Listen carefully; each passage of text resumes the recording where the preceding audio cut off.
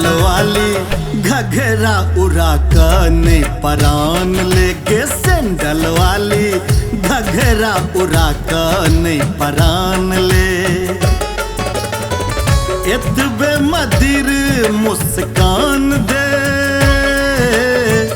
एतबे मदिर मुस्कान दे, बदला में पटना सिवान ले गए सैंडल वाली घघरा उड़ा कने परान ले।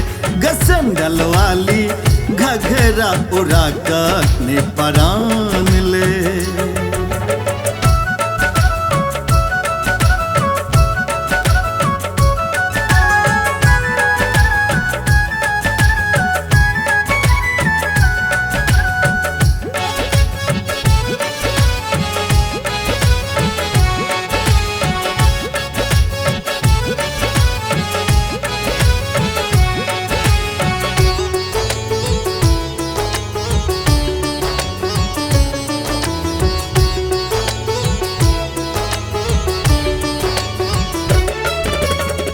चीर दिल हीर दे तू नथिया पहिर के, चल जबो होम तोहर नथिया के तीर का।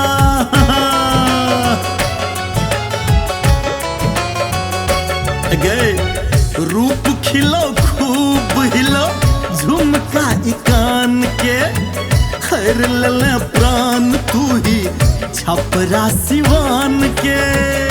जल्दी से डेट दे चुमान के गए झुमका वाली झुमका लगे छो इलान के गे झुमका वाली झुमका लगे छो इलान के।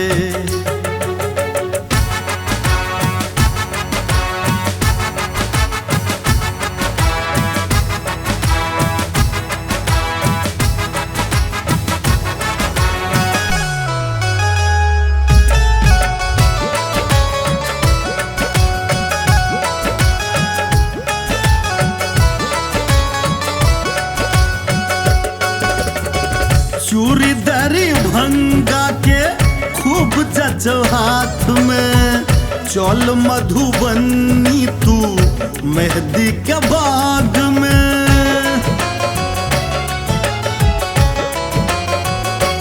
हाय लौट तूने खोल छी सुपौल ई शहर सा, ठेल दे तो कोशी में कर तो ई जलसा। ओढ़नी तू ओढ़ ले धरान के गे पायल वाली नाम की छियोगे तोहर गाम के।